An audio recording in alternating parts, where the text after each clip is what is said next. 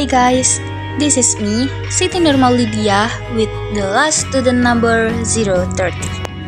Have you ever felt lost in your learning process? Or maybe you made a study plan, but it just ended up as wishful thinking. The problem might not be how long you study, but how you manage your learning. When I first started my college life, I was so confused about where to begin. There were tons of assignments, new materials, and I kept thinking, how can I do this effectively on my own? What if I could take control and guide myself every step of the way? And that's what self-regulated learning is all about.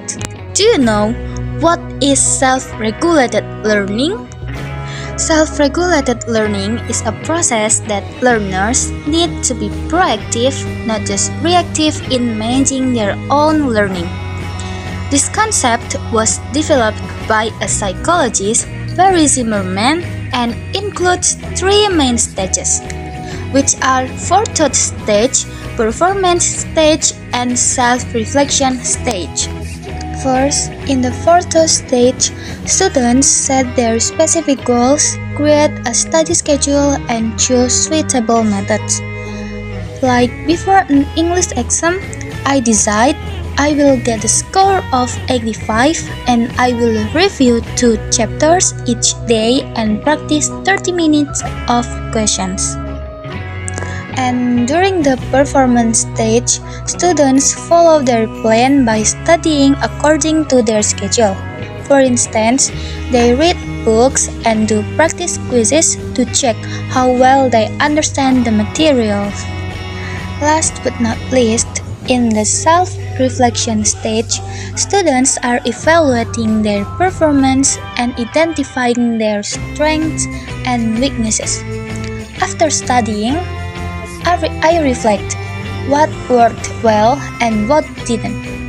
I will realize what strategies to continue using and what to improve for future learning experiences. For instance, I think that studying by books and practice quizzes is not enough. So, I'm trying to contact my friends and making plans to study together. Now, let me give you a real-world example of self-regulated learning. There's a student named Shani, and in her English test, she wants to get score of 90. In the forethought stage, she sets a clear goal, which is to get score of 90. And she carefully plans her study schedule and chooses specific strategies such as reading books each night and doing practice quizzes to help her prepare effectively. During the performance stage, she follows her plan by studying according to her schedule.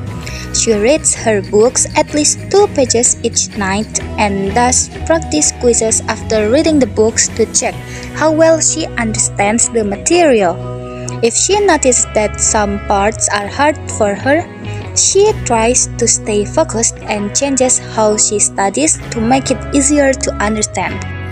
In the self-reflection stage, she checks her score to see if she met her goal, but sadly, her score is 60, and she evaluates which study methods were most helpful and she decides what strategies to continue using and what to improve in future learning.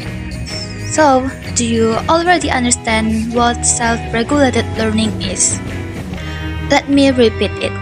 Self-regulated learning is not about studying longer. It's about studying smarter by planning, monitoring, and reflecting on your learning. You become a more independent and effective learner. Self-regulated learning is a powerful approach that helps students take control of their own learning process. And today, let's start applying self-regulated learning because no one understands your learning better than you do. Thank you for your attention. See you!